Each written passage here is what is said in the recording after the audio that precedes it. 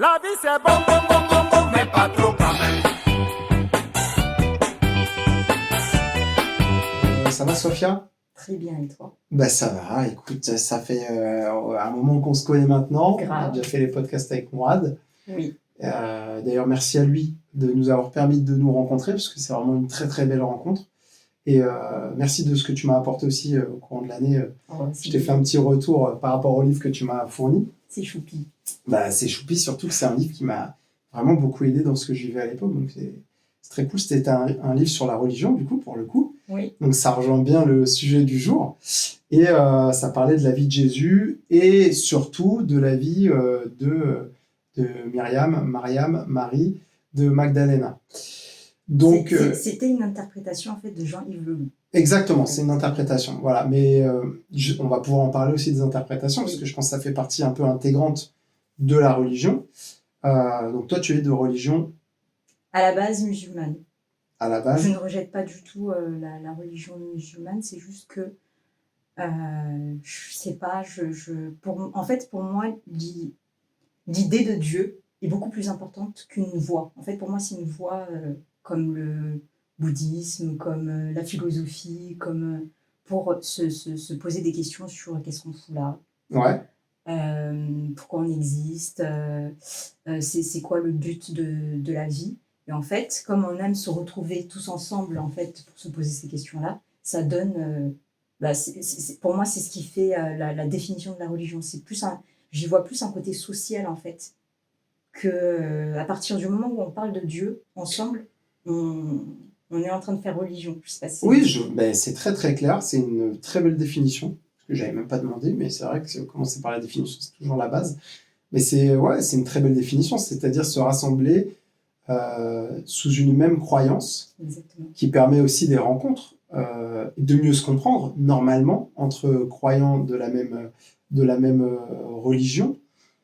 Ça permet de partager des valeurs, de simplifier les échanges à la base, et donc de rencontrer forcément quelqu'un qui te correspond. Normalement, c'est censé être ça. Moi, je suis de religion musulmane aussi, de base, puisque mon père est musulman, et dans la religion musulmane, c'est le père qui donne la religion. Contrairement à la religion juive, où c'est la mère qui donne la religion, et chez les catholiques, je ne sais pas trop. Donc voilà, c'est peut-être les deux parents. En tout cas, c'est marrant parce qu'il y a deux religions qui s'opposent, et sur le point de vue idéologique, et sur le point de vue géopolitique en ce moment, c'est les musulmans et les juifs. Oui. Ce qui n'a en réalité pas de sens, puisqu'on sait très bien que c'est des guerres économiques, tout ça, et stratégiques au niveau territoire, mais on aime bien utiliser le prétexte de la religion qui n'a rien demandé, elle, pour aller se bagarrer. Ce qui est d'ailleurs aussi assez contradictoire, notamment au niveau des écrits. Alors, on n'est pas spécialiste des écrits, qu'on se le dise bien. Donc, ceux qui pensent savoir mieux que nous, ceux qui pensent connaître par cœur, etc., c'est peut-être pas un podcast pour vous. Peut-être que vous allez vous sentir offensé parce que vous êtes dans des croyances dogmatiques que nous, on ne partage pas. Néanmoins, c'est toujours intéressant de se confronter à la différence, parce que ça permet de remettre en question certaines choses, même si par définition la croyance et le dogme, ça ne se remet pas en question, puisque c'est bien pour ça que c'est une croyance. Et c'est aussi ce qui, je pense, cloisonne les esprits et empêche l'esprit critique, finalement. C'est peut-être ce qu'on peut reprocher à une certaine interprétation de la religion. La fascination. Ouais. Je sais que tu en as quand même pas mal parlé. Mais pour moi, oui, la fascination et l'idolâtrie, c'est un énorme problème. C'est-à-dire que quelqu'un qui va me toucher parce qu'il a une rencontre avec Dieu, avec la vérité, avec le monde qui m'a touché, je vais vouloir faire exactement comme lui. Je vais vouloir m'habiller comme lui. Je vais vouloir, en fait, j'ai peur de faire des erreurs. Et donc, du coup, je vais vouloir faire exactement comme lui. Et c'est ce que je retrouve, en fait, dans les religions. Du coup, tu t'essayes d'imiter exactement ce que fait un prophète, par exemple, et tu ne permets pas aux autres de faire autrement parce qu'en fait, tu as peur de faire des erreurs et tu n'as pas envie d'être tout seul à imiter mot pour mot ce que l'autre fait, en fait. Et en fait, on met le prophète ou le chemin du prophète ou de la personne qu'on admire comme un absolu, en fait, Ouais, bien sûr. comme une perfection. Et en fait, on oublie que c'est des hommes. Et justement, moi, dans les prophètes, ce qui m'a un peu frappé chez Mahomet, c'est qu'apparemment, il ne cessait pas de dire que c'était un homme avant tout. Ouais, mais Jésus, Donc, c'est un peu la même c'est ça. chose. Finalement, il n'a pas demandé à avoir cette place-là, Mm, mm, mm. de ce que j'ai lu en tout cas du livre, et ce qui était très intéressant. Et c'est plutôt les gens qui l'ont mis à cette place-là. Il a aimé les gens de la même façon, en tout cas avec autant d'intensité. Et au final, on lui a reproché cet amour, et ça a été peut-être aussi un piège pour lui. Euh, donc, c'est intéressant de voir à quel point les gens idolâtrent des choses qui n'ont pas demandé à l'être. En Mm, tout mm, cas. mm. Mais il y en a qui jouent de ça aussi. Certains qui prodiguent la religion, mais qui la réinterprètent à leur sauce aussi, en omettant de dire que c'est leur propre interprétation. Et je veux pas mal parler des papes, des moines, des imams et autres représentants des religions, parce qu'à la base, ils sont là pour aider les gens qui ne savent pas lire, les gens qui ont peut-être pas pris le temps de lire le Coran, la Torah ou la Bible, et leur permettre de se l'approprier en quelque sorte. Je trouve qu'il y en a qui dépassent la fonction. Mm, mm. Et c'est par la méconnaissance et l'envie d'idolâtrie que tu dénonçais, qui s'arrête même plus au prophète, qui va même jusqu'à l'imam ou jusqu'au pape. Ouais. Et ce qui est intéressant, c'est que par exemple dans l'histoire, les protestants, là où ils se sont séparés de la religion catholique, où ils ont fait leur propre branche, et ça a été aussi en France, hein, j'ai vu ça à Montbazillac, donc dans la commune de Bergerac, qui était une terre d'accueil des protestants. Ce qui a dérangé les protestants dans la religion chrétienne, c'est qu'on commençait à idolâtrer plus le pape, Ouais. à donner des offrandes à la chrétienté, donc donner ses richesses, etc., pour qu'elle perdure, alors que dans les écrits, c'est pas du tout ça dont il s'agit. Donc eux, ils ont voulu reprendre une religion plus basique, avec moins d'idolâtrie, avec le Christ et les écrits comme seul dogme. Et ça a déplu, parce qu'effectivement, une fois que tu n'idolâtres plus ce qui représente l'autorité religieuse, et bah, tu es en danger, puisque tu remets en question, grâce au livre, toujours, tu remets en question beaucoup de choses. Ce que je reproche, par exemple, beaucoup pas à la religion elle-même, mais à ceux qui la pratiquent, Ouais. en France, en tout cas, la religion musulmane, c'est que ils sont dans j'écoute l'imam, mais moi, par contre, je m'écoute pas. J'écoute mes parents, C'est ça. mais moi, par contre, je m'écoute pas. Et du coup, j'ai l'impression qu'ils n'ont pas accès à leur intimité avec Dieu. Mais ça, c'est en lien avec la responsabilité. Du coup, ça veut dire que... Enfin, je trouve que c'est plus facile de déposer son cerveau quelque part et juste de suivre quelqu'un et au Exactement. final se dire, bon, bah, c'est à cause d'Ismaël. Ouais, Moi, bien je sûr. voulais bien faire, mais c'est à cause d'Ismaël parce que je l'ai suivi. Ouais, Et bien pour sûr. moi, tu vois, ça c'est... pour moi, c'est ma définition du libre arbitre. En vrai, dans notre tête, on sait très bien qu'il y a des choses qui clochent. Donc, on fait un choix de suivre Ismaël, parce que c'est un prophète, Ouais, bien ou sûr. pas. Ouais, c'est clair. Et du coup, juste tu fais le choix du confort. Et donc, du coup, bah, personne ne peut te reprocher quoi que ce soit parce que tu as voulu bien faire, en fait. Je C'est ça qu'on je suis tout à fait d'accord avec toi, et ça se trouve dans plusieurs strates de la société, notamment au travail. On va partir de cette strate-là, où en fait, ne pas faire de choix, ça permet de se déresponsabiliser. Donc, tu as des responsables qui sont payés comme responsables, qui vont éviter de faire des choix, qui vont te les faire reposer sur toi, simple employé, pour que quand il arrive une couille, un problème, bah, ça te retombe dessus. Et c'est très simple. Et ça, vous l'avez tous vu, que ce soit moi dans le social, où j'ai rencontré des personnes comme ça, à poste à responsabilité, qui se déresponsabilisaient. Moi, je ne comprends pas comment c'est possible de se déresponsabiliser. Tu es payé pour être responsable, tu es payé pour endosser les responsabilités, mais tu te déresponsabilises. C'est-à-dire que tu n'acceptes pas ta mission première. Mais on peut le trouver aussi dans le couple, Oui. où la personne avec qui tu es ne fait jamais de choix et te laisse toujours choisir les choses. Et après, elle va se positionner en victime de tes choix. Sauf que la personne, si elle n'est pas capable de choisir ou de faire entendre sa voix, et là on parle dans des couples classiques, on ne parle pas dans des couples où il y a un embrigadement, où il y a de la pression sociale, où l'homme est forcément culturellement au-dessus de la femme. Là, on parle de couples classiques, où la personne va d'elle-même choisir de ne pas choisir. Exactement. Et je trouve ça hyper dangereux. Et effectivement, c'est se déresponsabiliser et c'est trop facile. C'est confortable, c'est super. C'est très confortable. Ouais. Mais il n'y a pas que les musulmans qui font ça. Moi, ce que je constate, c'est aussi chez les juifs. C'est-à-dire que ils vont se mettre dans une position victimaire constamment, alors que dans leur écrit, si on reprend la Torah, la grosse base de la Torah, c'est la punition, le châtiment de Dieu, ad vitam aeternam, puisque ils n'ont pas respecté, le peuple n'a pas respecté les demandes de ce Dieu, donc de Yahvé, et du coup, ils sont censés être en errance ad vitam aeternam, donc ils ne sont pas censés avoir de terre, par exemple. Donc c'est compliqué d'entendre, et là je m'attaque à un sujet hyper touchy, mais c'est pas grave, on va y aller. C'est compliqué d'entendre des gens qui se disent juifs pratiquants réclamer la terre d'Israël. C'est un peu incohérent avec les écrits. Et il y a beaucoup de choses qui sont incohérentes avec les écrits. Chez les musulmans ou chez les catholiques, dans ces religions-là, il y a marqué « Seul Dieu peut juger ». Oui.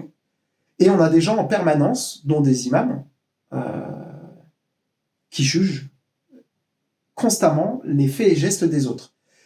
Au-delà des imams, sur les réseaux sociaux, on constate qu'à chaque fois qu'on parle de religion, il y a des gens qui se permettent de venir juger. Alors que, concrètement, si on prend les écrits, ils sont dans le haram. Ils n'ont pas le droit de juger. Si tu es dans le haram en jugeant les gens, tu peux pas venir leur dire que ce qu'ils font, c'est pas bien. Parce que toi-même, tu es dans le premier péché. En tout cas, dans un des péchés. Donc, c'est problématique que les gens se placent à cet endroit-là en ayant choisi de poser leur cerveau. Tu vois ? En fait, dans l'islam, il y a l'idée que tu dois faire un rappel à ton frère quand tu vas dans l'erreur. Et en fait, il y en a beaucoup qui pensent qu'ils sont dans le rappel. Si je te vois en train de tomber, je vais pas juste m'asseoir et juste te regarder faire. Bien sûr, mais c'est quoi la différence entre le rappel et le jugement ? Oui, comme ça. Rappeler quelque chose, comment toi tu rappellerais quelque chose par exemple ? Ça ne m'arrive pas. Non, mais admettons, on se met dans une situation. On se met dans une situation, je suis en train de faire une dinguerie. Admettons, le truc le plus basique et stupide. On va aller au très simple. Tu le fais. Voilà, j'y vais. Je viens à la cantine, je sais pas, je mange du porc. Vas-y, j'ai trop envie de manger de la viande. Il n'y a pas d'autre viande. Il n'y a pas d'autre viande. J'ai envie de manger de la viande. J'ai faim. Je vais manger du porc. C'est vrai, je te pose la question. Pourquoi ? Tu me poses la question pourquoi ? Oui. Ok. Et moi, qu'est-ce que je peux te répondre ? Je peux te répondre, j'ai trop faim. Donc j'ai envie, et puis j'ai envie de goûter. Voilà. Et puis je te dirais, oui, mais tu sais que si tu manges du porc, tu risques d'aller en enfer, par exemple. Voilà, tu risques. Oui. Déjà, c'est pas tu vas aller. Oui. Parce que dire tu vas aller, c'est juger. Et donc, c'est prendre la place de quelqu'un qui n'est pas censé le faire, en fait, concrètement. Puisque si seul Dieu peut juger, seul Dieu sera décisionnaire de si cette personne va en enfer ou pas. Donc, toi, le dire en disant t'écoutes de la musique, c'est haram, tu vas aller en enfer, c'est prendre la place de Dieu. Qu'on soit dans le concret et dans le plus basique possible. Donc, c'est à toi de faire le choix. C'est à toi de faire le choix à la fin. Rappeler à quelqu'un, c'est dire tu es musulman, tu es au courant que ça, dans le Coran, dans les écrits, c'est interdit. Voilà. Après ça, c'est tout. Tu fais ce que tu veux. Ça, c'est un rappel. Dire tu vas te brûler en enfer, c'est haram, t'es une mauvaise personne, t'es comme ça, t'es comme ci, ça, c'est un jugement. Donc ça, c'est interdit. Et je pense que l'amalgame, en fait, les gens amalgament leur propre angoisse, leurs propres interdits, leurs propres frustrations aux religions, en général. Et c'est ça le poison de la religion. Parce que la religion, à la base, moi, je trouve ça trop beau. Je trouve ça incroyable. Les croyants me fascinent, mais d'une façon, ils me touchent au plus profond de moi-même. Et parfois, j'aimerais être de cela. Mais ceux qui pensent croire et qui font semblant en jugeant les autres, en étant fermés, en étant odieux, ces gens-là, c'est compliqué pour moi de composer avec. Ouais, je comprends. Je comprends. Bah, surtout quand tu te retrouves à un moment où tu peux pas en fait être toi-même. C'est ça le plus grave. Ouais. Est-ce que tu penses que, par exemple, la religion peut t'empêcher d'être toi-même? Oui. Ok. Bah, imaginons que je sois homosexuel, Ouais. je peux pas. Moi-même, je peux Ouais. aimer la personne que je veux. Alors, tu peux aimer, mais tu ne peux pas relationner Oui, avec. c'est ça. Je pense, de mon interprétation, parce que après, c'est. J'ai Ouais, dû. mais tu peux t'interdire. En fait, moi, je connais des gens, Ouais. dans mon cœur, je sais qu'ils sont homosexuels, mais qui s'interdisent de l'être. Ouais. Donc, ils s'interdisent de relationner. Mais est-ce qu'à eux-mêmes, ils se le sont avoués? Non, je crois pas. Ah! Je crois pas. Donc, ils se l'interdisent complètement. C'est ça. Après, je sais pas ce que c'est, mais j'ai vraiment l'impression qu'ils sont dans le déni total, mais ça se sent. Je peux pas t'expliquer. Est-ce que, par exemple, dans nos religions respectives, et dans d'autres religions, et vous allez pouvoir nous aider sûrement, ceux qui connaissent vraiment les textes, est-ce que aimer est puni? Ou est-ce que c'est relationner qui serait puni? En fait, dans le Coran, il y a un verset que je trouve magnifique et qui m'a permis, moi, un jour, de me dire je m'en fous de qui je suis, de est-ce que je suis perçue musulmane ou pas musulmane. C'est pas important. C'est un verset. Faudrait que je te fasse une capture d'écran et que je te l'envoie. Ouais. Il y a écrit si Dieu l'avait voulu, il aurait fait de vous une seule communauté. Bien sûr. Ouais, Donc pour moi, ça veut tout dire. Ah ouais? Bah, ça veut dire On qu'il. serait tous hétéros. Bah, oui, c'est sûr. Et ça veut dire qu'aussi, ça met en perspective le vivre ensemble, qui est pas du tout respecté actuellement. Parce qu'on se communautarise de fou, qu'on comprend plus rien, ou en tout cas qu'on a beaucoup de peur, beaucoup d'angoisse, et que du coup qu'on se renferme dans des choses qu'on comprend pas, qu'on maîtrise pas, ou qu'on n'a pas envie de comprendre, puisqu'on pose des cerveaux. Et je pense que ça, c'est très problématique, parce que ce que tu déposes là, ça veut vraiment dire que de base, il faut composer avec tout le monde. Ça ne veut pas dire que Dieu va accepter tout le monde. Ça, encore une fois, c'est Dieu qui peut juger. Et c'est ça qui est marrant, si on y revient à là, normalement, si on en revient à cette base-là, ces deux bases-là, donc Dieu peut juger et on n'est pas censé former qu'une seule communauté, ben normalement, on devrait pouvoir vivre en paix. Et ce qui est étonnant, c'est qu'avec les religions, il y a tout pour vivre en paix. C'est ce que l'homme va en faire finalement qui est destructeur. Moi, ce que je trouve intéressant, par exemple, dans le Coran, c'est les contradictions. Et pour moi, la vie, elle est faite de contradictions et que c'est à nous d'aller trouver, de chercher la vérité, de chercher ce qui est juste, parce qu'on en est capable. Et pour moi, le mot Dieu veut tout simplement dire vérité. C'est la justesse, c'est la lucidité. Bien sûr. Et donc, du coup, tous ces paradoxes, en fait, nous demandent en fait de prendre nos responsabilités et de choisir ce qui est juste. Et en fait, c'est pour ça qu'il y a tous ces paradoxes, parce que on est aussi, on a des paradoxes en nous.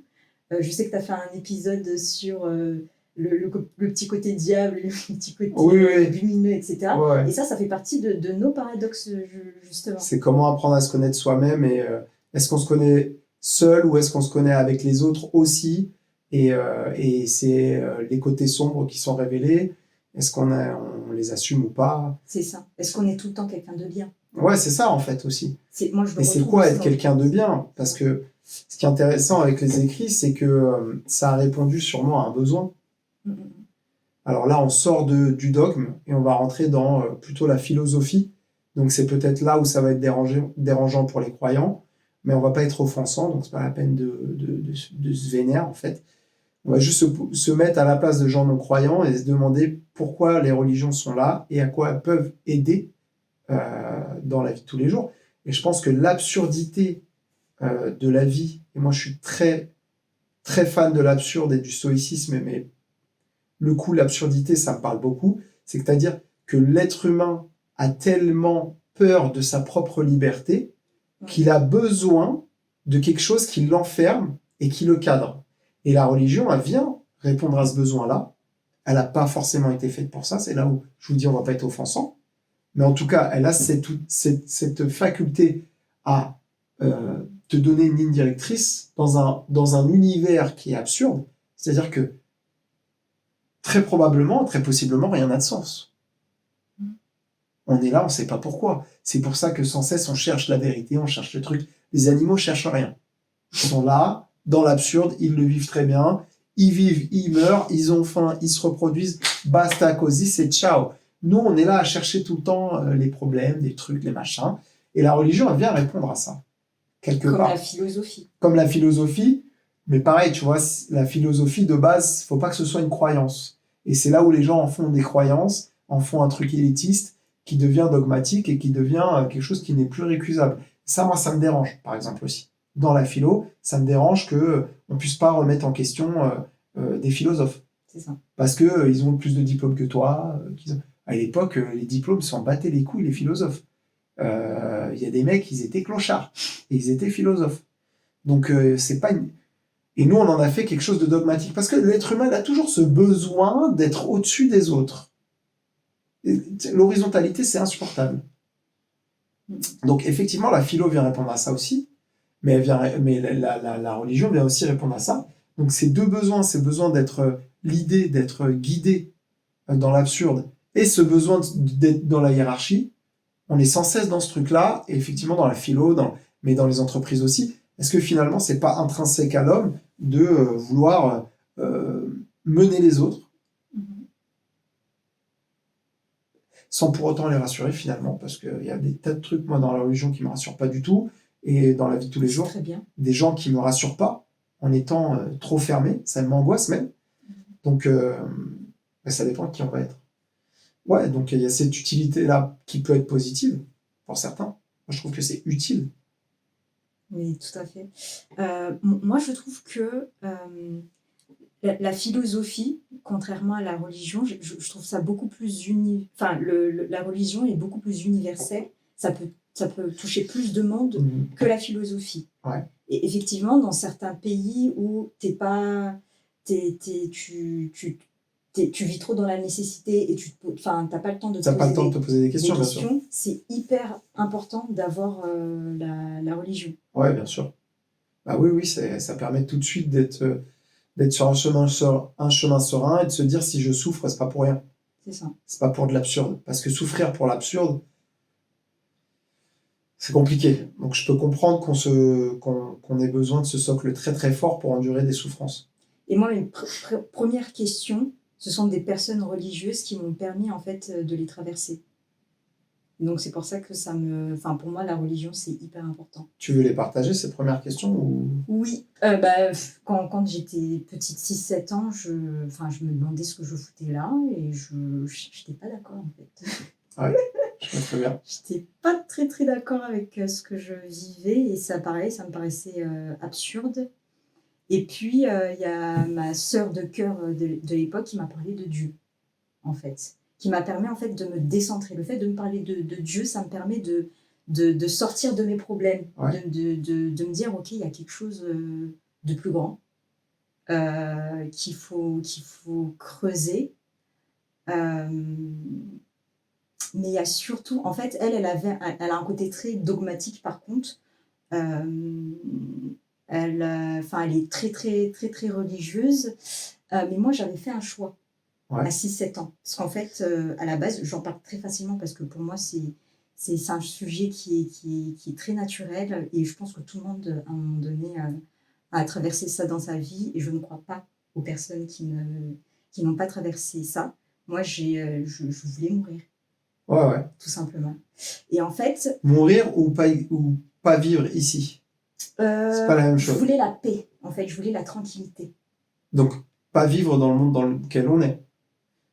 tu voulais te débarrasser de ce que tu Ouais, tu c'est voyais très au intéressant quotidien. ce que tu dis. Je veux bien faire Ouais. le distinguo, parce qu'après, je te parlerai aussi de mon Ouais, histoire. Mais il faut vraiment que tu ouais. me dises si c'est C'est- l'envie de mourir ou l'envie de pas vivre ici. Ok, je pense que c'est plus l'envie de ne pas vivre ici. Mais Voilà, c'est pas pareil. je te le dirai. En fait, je me suis posé 2 questions. Est-ce que j'ai vraiment envie de vivre, comme tu as dit, euh, ici? Et en fait, en me posant cette question, je me suis rendu compte que j'avais le choix de ne pas être ici. Ouais. Et en fait, c'est en me rendant compte de ce choix-là, et donc du coup, ça veut dire me permettre en fait prendre la responsabilité de me poser des questions et de... Parce qu'en fait, elle m'a dit que si tu te tues, tu vas en enfer. Tu vois. Ah, Donc, là aussi, jugement. voilà, exactement. C'est Mais- pas un rappel. Mais c'est pour ça que, en fait, à ce moment-là, j'ai fait un choix, en fait.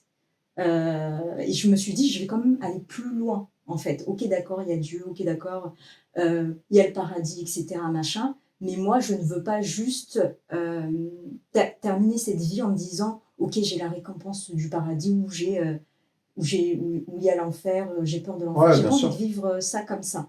Je veux...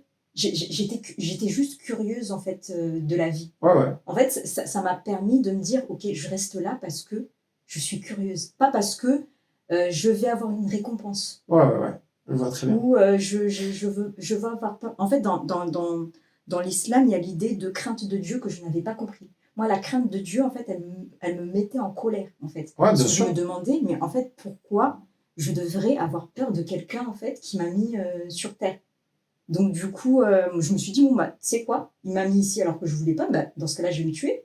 Comme ça, Ouais, t'étais dans je la m'en rébellion. fous, Oui, je oui. m'en fous. Sauf que le fait d'avoir... J'ai vu que j'avais le choix, je me suis dit, mais en fait, il m'a donné le choix. C'est bon, j'ai plus besoin de me tuer. Ça y est, Ouais. je suis juste là parce que je suis curieuse. Et la deuxième question, c'était qu'est-ce que ce serait si je n'existais plus? Ouais. Du tout. Et là, je me suis dit, mais en fait, c'est dégueulasse. En fait, c'est pas intéressant pour moi de ne pas exister. Ouais. Donc, je suis curieuse. Donc, je suis là par curiosité Ouais, bien et sûr. non pas parce que j'ai peur ou parce que je vais avoir une récompense. Je suis là parce que, vas-y, bon, ok, j'ai le choix. Allons-y, découvrons ce truc qui ressemble à rien.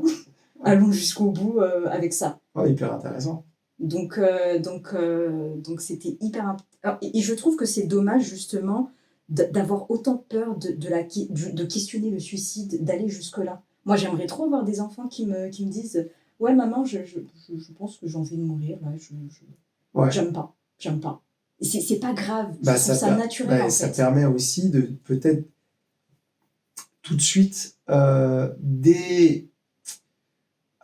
débloquer une situation qui plus tard pourrait mener à un acte.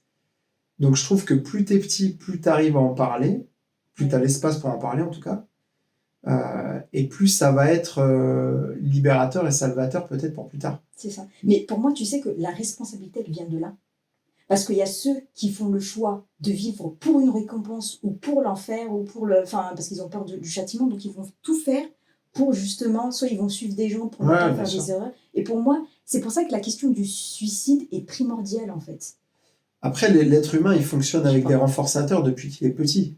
Moi, je travaille dans le handicap. En tout cas, je travaillais dans le handicap jusqu'à très récemment. Et les enfants qui sont dépourvus de communication, on les aidait à rentrer en communication, on les forçait à rentrer en communication, notamment les autistes, puisqu'ils n'ont pas le don de communication intuitif. On les emmenait à communiquer par un renforçateur, par un truc qu'ils aiment. Donc, et eux, ils se sentaient obligés de le faire. Mais en fait, tu te rends compte que nous, on fonctionne sur renforçateur tout le temps, quasiment. En tout cas, la plupart des gens. C'est-à-dire, si tu as une bonne note, tu auras une récompense. Si tu travailles bien à l'école, Ouais. tu auras un bon travail. Si tu es gentil avec cette fille-là, bah, elle sortira peut-être avec toi. Ce qui n'est pas du tout garanti la plupart du temps. Mais on en reparlera dans d'autres podcasts. Mais tu vois, c'est toujours si tu auras. Et ça fonctionne. Chez l'animal, ça fonctionne. Chez nous, ça fonctionne. Peut-être qu'on est des animaux. Ah, là, ça va fâcher ceux qui sont dans la religion. Mais en tout cas, on fonctionne tous sur Tu renforçateur. penses que chez les animaux, ils ont la liberté? Ils ont la liberté, non. Je pense que ils sont sous instinct. Et l'instinct, Voilà. c'est pas libérateur. On subit nos instincts, je pense. Oui. Mais en tout cas, eux, si on veut les apprivoiser, on va les amener à avoir avec des renforçateurs. Donc on va leur demander des choses via ces renforçateurs, ils vont nous obéir grâce à ces renforçateurs. La religion, c'est pareil, ça fonctionne de la même façon. Et l'être humain, il est fait de ça. Il est fait de ça, mais je trouve que le fait de nous avoir donné la liberté, c'est quelque part, c'est que peut-être qu'on nous demande en fait. Parce que pour moi, liberté et responsabilité, c'est la même chose. Ouais, bien De sûr. faire un choix en fait. Bien sûr, ouais. Donc c'est soit tu es juste un animal, ou tu deviens. Enfin, ou tu es un. Enfin, j'aime pas trop. Enfin, j'aime pas comment je le dis. Parce que, Non, genre, parce il y a- que ça, oui, t'as- genre t'as ça nous, les hiérarchise. animaux, Oui, ça et- hiérarchise. enfin, Alors pour moi, ils ont une intelligence que nous, on n'aura jamais, Exactement, oui. par exemple. Donc on n'est pas en train de hiérarchiser, mais on va dire que ce qui nous distingue de l'animal, c'est qu'on a la pleine conscience, entre guillemets, de ce Ouais. qu'on est. Et pas, par contre, on n'a pas la pleine conscience de ce qui nous entoure. Ça, c'est terrible. Mais bon, bref. Mais du coup, oui, il y a un distinguo, mais il n'y a pas une hiérarchie. Donc c'est bien de faire la différence. Moi, pour reprendre un petit peu l'histoire du suicide, Ouais. ce qui est intéressant, c'est que moi, pareil, très tôt, vers 6, 7 ans aussi, et ça a duré très très tard, j'avais pas envie d'être là. J'avais pas envie de mourir, mais je sentais une profonde tristesse d'être dans ce monde-là, que je trouvais injuste, méchant, gratuitement, et j'avais du mal à capter ça. Après, j'ai expérimenté la cruauté, j'ai expérimenté la méchanceté, pour comprendre si ça m'allait ou pas. Ça m'allait pas. Donc, une fois que ces expériences, avec tout le préjudice qu'elles ont causé aux gens ou aux choses, aux êtres en tout cas que j'ai fréquentés, etc., une fois que j'ai expérimenté ça, j'ai compris ce qui était bon pour moi ou pas. Donc, c'est toujours cette liberté. Et je pense qu'au final, le bon et le mal, c'est dans ce moment-là où le renforçateur il y est. C'est que intrinsèquement, si t'es pas un psychopathe, tu vas te dire, ok, j'ai fait du mal, ça me fait du mal aussi à moi. Donc, c'est pas ma voie. Et ça pour moi, ça suffit. J'ai pas besoin d'écrit pour me dire ce qui est bien ou mauvais de faire, parce que je le sens dans mon corps, automatiquement, qu'il y a des choses, ça va me faire du mal. À moi, en le faisant aux autres. Par contre, je pense que tout le monde n'est pas doté de cette empathie-là, et c'est pas un pouvoir, hein, c'est juste, je pense, une sensibilité particulière. Et la religion peut aider à en prendre conscience, mais l'éducation, finalement, au sens large du terme, peut aider à en prendre conscience. Donc ça reste quand même toujours un outil bien, bien utile pour tout le monde. Après, il y a des gens qui en ont pas besoin. Oui. Moi, j'en ressens pas le besoin. Si on va vers, on va dire, la fin du podcast, dans le sens où on va peut-être parler de nous, de où on en est par rapport à la religion. Moi, j'en ressens pas le besoin parce que, comme je l'ai dit, quand je fais du mal, je le sens et j'en suis désolé et je culpabilise. Et j'ai fait beaucoup de choses qui vont dans le sens de la société, ou dans le sens du bien, pour moi en tout cas, c'est-à-dire de faire du bien aux gens, de soulager les gens. Je m'en suis même oublié. Donc je me dis, constamment dans la vie de tous les jours, je fais ma part. Si je crois en un Dieu et une religion qui me punit, moi, qui ai essayé de faire le mieux possible avec ce que j'étais, juste parce que j'ai pas prié, que j'ai pas respecté les écrits, en ayant fait tout le bien que j'ai fait, je me dis, et ça c'est très personnel, je me dis que ce Dieu, j'ai pas envie de faire partie de son univers. Et peut-être que ma place, effectivement, sera en enfer, avec d'autres gens qui pensent comme moi. Mais si le Dieu est aussi narcissique qu'il oublie les gens qui s'aiment et qui aiment les autres, je veux pas faire partie de ça. Voilà. Après, ce sera ma responsabilité si Dieu est Dieu tel qu'il est écrit, ce sera ma responsabilité face à lui. Mais je peux pas croire que des gens qui respectent la religion aux 3/4, mais qui tuent des gens, qui violent, qui volent, qui sont négatifs, mauvais pour les autres, que ces gens-là vont avoir accès au paradis et que ceux qui ne sont pas croyants, mais qui sont bons pour la société, eux iront en enfer. Je peux pas le croire. Voilà. En fait, cette histoire d'enfer et de paradis, pour moi, ça pose aussi la question de la gratuité. Et je trouve que même pour moi, hein, c'est hyper compliqué pour moi de tolérer la gratuité, en tout cas de l'accepter. Juste quand on m'offre un cadeau ou quoi que ce soit, enfin, je me sens un peu gênée ou tu vois, c'est, c'est plus facile en fait de se dire, ok, si je vis tout ça, c'est parce que je vais aller au paradis, ou si lui m'a fait ça et que bah, j'accepte, c'est que je vais aller en enfer. Ça se trouve, il va rien se passer. Ouais. Enfin, le bon Dieu, entre guillemets, il est bon si on croit au bon Dieu ou pas. Tu vas mourir et personne va te rembourser quoi que ce soit. Ouais. Mais c'est hyper dur Bah oui, c'est d'accepter hyper. la gratuité, Mm. la grâce. Bah oui, mais c'est toujours. Ce qui est étonnant, c'est que c'est toujours transactionnel finalement, et qu'on reste dans le capitalisme, même dans la religion. C'est-à-dire que tu capitalises des hasanats, par exemple, C'est ça. et d'autres types de capitalisation dans les autres religions. Et en fait, on est conditionné à du capitalisme. D'ailleurs, il y a un livre de sociologie qui parle de la logique protestante et l'éthique du capitalisme, où le capitalisme et l'éthique protestante, je ne sais plus dans quel ordre c'est, que j'avais lu à moitié. Et déjà, j'avais très bien compris l'idée, et qui mettait en corrélation le fait d'être croyant et le fait d'être prêt et parfait pour un système capitaliste. Et c'était hyper intéressant parce que finalement, on capitalise beaucoup et on n'est pas du tout dans l'empathie et dans le ressenti. Donc, parce que c'est ce qu'on va mériter nous, et donc on travaille pour nous, mais on ne travaille pas pour les autres. C'est-à-dire quand on fait du bien, on le fait pour nous, finalement, et on ne pense pas du tout au bien qu'on fait.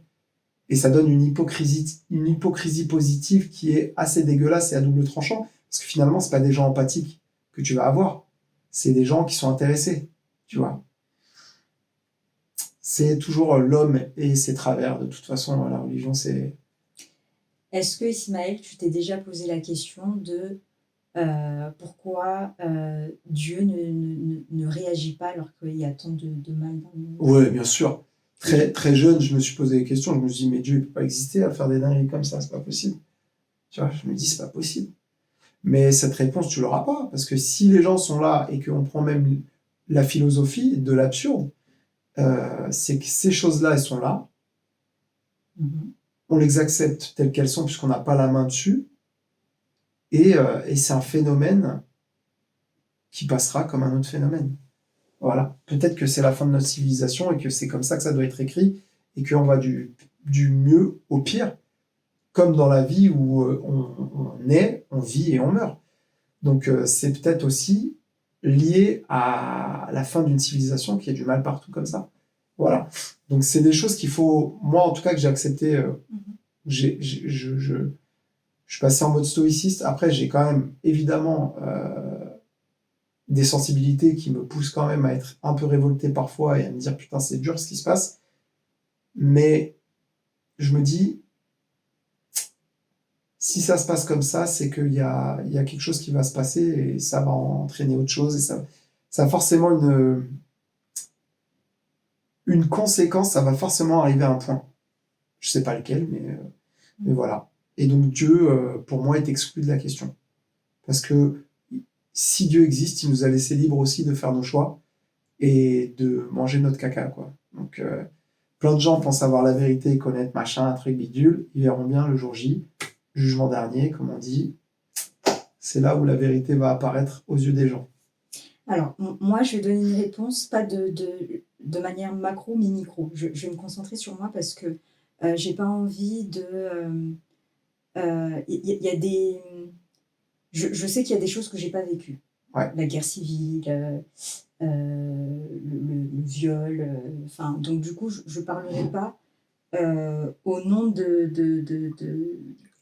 ces personnes-là, mais de moi, Sophia, par rapport à cette question-là, en fait, je me suis rendu compte que il m'est arrivé quelque chose, enfin, quand il m'arrivait quelque chose que je trouvais injuste dans ma vie et que vraiment je m'asseyais pour regarder ce qui se passe, je voyais que j'y étais soit pour quelque chose, soit que j'étais, en fait, il fallait que je comprenne quelque chose de ce qui était en train de se passer. Et aussi, ça m'a permis aussi d'approcher l'idée que, en fait, Dieu, il donne tout à tout le monde, en fait. L'idée qu'il est impartial. Voilà, il choisit pas. Il n'y a pas de Ismaël, le bon élève, qui a aidé, machin, donc je lui donne. Quand il pleut pour tout le monde. Quand il y a du soleil, il y a du soleil pour tout le monde. Et encore une fois, pour moi, cette question, pour moi, ça touche à la gratuité. Ouais, bien sûr. Et c'est horrible, en fait, même dans ma tête d'y penser, parce que je vais me dire, oui, mais Ismaël, il m'a tabassé. Pourquoi il lui arrive tout ça? Je vais, imagine tu me tabasses, je vais me poser ces questions-là. Et c'est hyper dur de ne pas être dans soit de te vouloir du mal après, soit de me dire que j'ai besoin de ça. Sinon, tu pètes un petit peu Ouais, tu bien vois. sûr. Il faut une raison. Ouais, Il faut une explication. Il faut une raison. Oui, les gens sont pas capables de vivre dans l'absurde, encore une fois. Ouais, c'est ça. Et il faut des réponses. Il faut des réponses. Sauf que les nés psychopathes ou les nés autistes, on va trouver une raison physiologique à leur problématique, mais on va pas expliquer comment ils sont arrivés là, pourquoi ils le font, tu vois. Mais tu sais, Ismaël, un jour... Ça fait peut-être partie juste de l'absurdité de ce monde, de se dire qu'il y a des mecs qui butent des gens, et ils savent même pas pourquoi ils les butent. Mais tu sais que moi, je pense qu'on y est vachement pour quelque chose. C'est-à-dire qu'à partir du moment où nous tous, on voit qu'il y a quelqu'un dehors dans le froid, et que personne ne l'aide, les petits-enfants là qui sont nés, qui sont dehors dans le froid, et il n'y a personne pour les aider ou quoi que ce soit, c'est normal. Tu deviens fou au bout d'un moment, tu deviens... Non, tu te dis le mal... j'ai pas envie de justifier l'irresponsabilité des gens. Je suis d'accord avec toi. Si j'essaie de mettre un minimum à leur place, je suis une enfant, je suis en colère parce que je suis dehors, je vois tous les enfants là avec leurs parents en train de s'amuser, etc. Et moi j'ai le seum, Ismaël. Oui, bien sûr, c'est normal. Non, mais il y a des choses qui sont de notre responsabilité, ça c'est sûr. Oui. Mais ce que je voulais dire avec les exemples des psychopathes et des autistes ou d'autres maladies ou particularités, c'est que des fois il y a des choses qui sont de l'ordre du hasard qui s'expliqueront jamais. Il y a des maladies génétiques orphelines où aucun de la famille l'a, et paf, une particularité lors de la mitochondrie ou lors d'autres moments où il y a la création de l'embryon qui va bugger dû au hasard, et ça va créer une particularité, une problématique, et ça c'est absurde. Oui. Tout n'est pas absurde, mais en tout cas il y a des moments d'absurdité je pense dans la vie de l'être humain, et ça il faut l'accepter. Oui. Et il y a des choses qui sont de notre responsabilité, mais même au-delà de notre responsabilité, si c'est cyclique, peut-être c'est parce que la vie humaine est absurde et que ce cycle nous le prouve bien. Parce que si on regarde bien, on reproduit les mêmes schémas de haine, de colère, de guerre. Et je reprends l'exemple du protestant, c'était les anciens juifs, c'était les anciens musulmans, ces gens-là. Il y a eu les protestants, alors déjà, il y a eu le polythéisme, il y a eu la chasse aux chrétiens par les polythéistes, ou la chasse des juifs par les polythéistes. Ensuite, il y a eu la chasse des juifs vis-à-vis des chrétiens, etc., etc., etc. Protestants, ils se font chasser par les catholiques. Ensuite, c'est les juifs qui se font chasser par les catholiques. Maintenant, c'est les juifs qui chassent les musulmans. Et en fait, on n'est pas capable de casser le cercle vicieux. C'est-à-dire qu'on est sur une boucle absurde. On sait que c'est mauvais, on sait que c'est mal de réfléchir comme ça, mais on le fait quand même. Donc c'est bien qu'il y a un point d'absurdité qu'on ne pourra pas changer, et qui est là. On a beau être responsable, il y a des choses qui nous dépassent. C'est ça. Et qu'on ne pourra jamais expliquer et jamais changer, avec toute la volonté qu'on veut. Tu peux changer de civilisation, tu auras toujours la même problématique. Parce que l'être humain, c'est ça sa vie. Et peut-être que c'est normal que ce soit ça sa vie, parce que si ce n'est pas ça sa vie, peut-être que de trop se répandre sur la Terre entière, ça détruirait complètement la nature. Donc peut-être qu'intrinsèquement, dans notre génétique, est inscrit ce code d'autodestruction. Voilà. Et ben là, c'est fini. Ouais, je pense qu'on est bien. Après, si tu as quelque chose à rajouter, voilà, hein, n'hésite pas. Mais moi, en tout cas, ce sera mes derniers mots parce que je pense que j'ai plus d'autres choses à exprimer sur le sujet de la religion. Ouais, je pour le pense que moment. moi aussi. Ça me va. C'est ok. Et bah, respect à toutes les religions, évidemment, à ceux qui les pratiquent et à qui ça fait du bien, qui font le bien autour d'eux, et pas seulement pour de la capitalisation, mais parce que ça leur fait du bien à eux. Euh, et puis, à tous les autres, bah, vu que vous êtes croyants, bon courage pour le jugement dernier. Voilà. Petite pique à la fin, toujours. Always. Bah, merci en tout cas de nous avoir suivis. Pas trop de haine en commentaire. Essayez d'être intelligent et intelligible. Et puis voilà. Merci à vous. Bisous. Salut!